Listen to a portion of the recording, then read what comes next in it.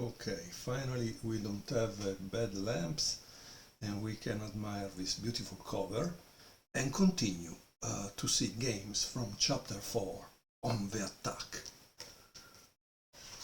This game was played by one of the authors, Gerald Welling, against Eugen Greenis in Germany 1998-1999. I don't know how they did it during the night, really the night that 1998 became 1999. In any case, Welling start with e4, the best by test for Bobby Fischer, d5, knight c3, very interesting move, d4, knight c e2. This seems computer made practically, because generally computers do this kind of things and are able to win. c5, knight g3, a6. As we can see, black kind of already overextended a little, but it's gaining space. f4, queen c7.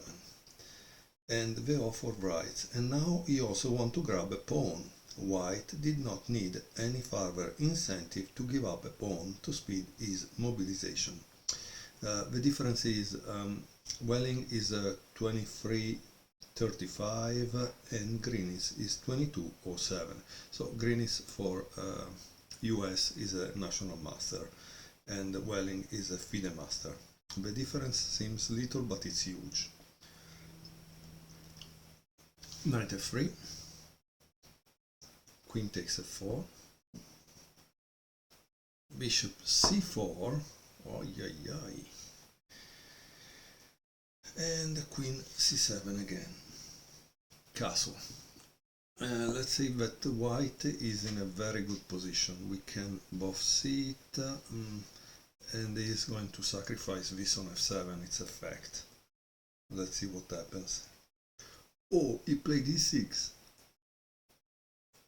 Knight g5, knight g5, knight h6, obviously everybody is fighting for f7, d3, bringing this into the game. It seems that during the game he also considered to play this, but this is better in a sense because you want to bring that into the game, right? Bishop d6, and this is dubious. Black is anything other than cautious. Maybe knight c6 was playable, he says. I don't know, he could have checked with the computer and tell us if it's playable or not, right? Okay, so finally white plays queen h5, but it was possible also to play this. Okay, let's see what happened in the game. I'm just curious at this point. Castle, and here there is a diagram and says a critical position where white's pieces are mass on the king side, and an attacker feels that he has to strike. There is such a superiority in force that white must. Okay, so you are white in this position. Try to pause the video and decide what would you play if you were in Welling's shoes, or maybe slippers, or whatever he was wearing that day, that we don't know. Maybe he was wearing sandals. Welling's played, boom, knight takes h7, and Stockfish agrees. Now, this book was probably published in 2021, so maybe written in 2020, so maybe we are speaking of Stockfish 12, 13, okay? King takes h7, bishop takes h6, and g6.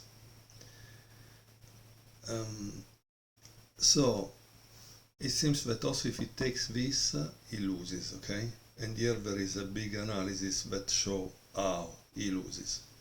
Again, by the book you will read all the analysis nearly for free. Queen h4, rook h8,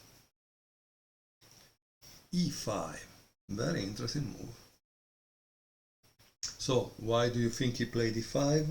Because this wants to go probably or here, you understand? So this is to open this square, right? Very, very important. Bishop takes e5, rook e1, and knight c6. The position is full of sacrificial possibilities. Black has just taken too much risk and should not hold. Obviously here the author analyze bishop takes g3 and king that goes to g8. In both cases, in about 5 moves, black loses. Let's start to see this bishop takes g3 because I'm curious about that. H takes g3, king g8, rook takes e6. Wow. Bishop takes e6, bishop takes e6.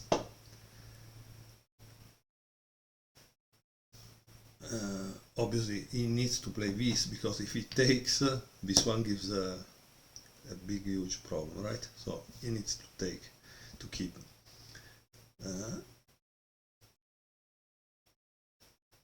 Tack, tack, and tack. And the game is over in this case. So it's a beautiful variation. Now I will bring the pieces back. Obviously this cannot move, right? And so the next could be here. And this guy cannot go really much anywhere. So I don't know what he wants to do. Interesting. Okay, let me pause and see. Okay, I think I put the pieces back in the right place. If not, you can complain to FIDE or US Chess. No, apart the jokes, here I would like you to notice one thing. Black played knight c6, but we are at move 16. So black has 3 pieces that are out of the game. Generally, this is not a good idea. Okay, in general, if you find yourself at move 16, 20 with 3 pieces that didn't play one move, something is wrong in your opening repertoire. Boom, knight c6, rook takes e5, knight takes e5. Obviously he couldn't take with the queen because there would be rook takes f7, okay? Knight e4, like I told you, that was the reason why the pawn was moved. Knight g4, very interesting move. Very interesting move. Bishop f4, check.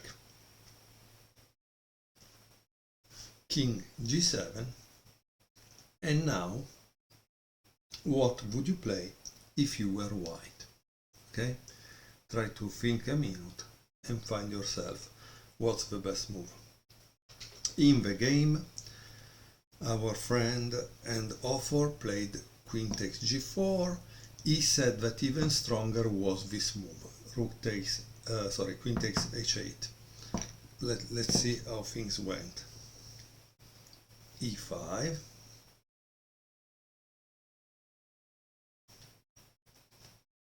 Bishop takes e5 check, queen takes e5, rook takes f7, king h6, queen h4, queen h5, queen f4, g5, queen f6, and bingo! Here black resign. Why did black resign, you ask? Why did black resign?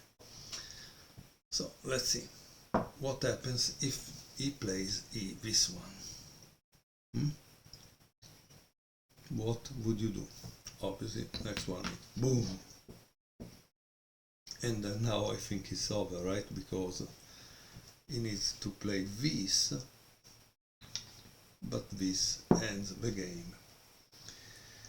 So a beautiful game by Welling.